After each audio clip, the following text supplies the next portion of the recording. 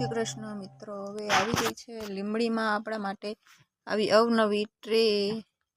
લગ્નની સગાઈની દરેક આઈટમો શણગારી દેવામાં આવશે અને એકદમ વ્યાજબી ભાવે. તો અમારો સંપર્ક કરો. ઉમા ઇમિટેશન લીંબડી, શાક માર્કેટ રોડે અને એક સરવરિયા હનુમાન દાદાની બાજુમાં છે ઉમા ઇમિટેશન. તો લગ્નની સગાઈની તમામ આઈટમો પણ અમારે ત્યાં મળે છે.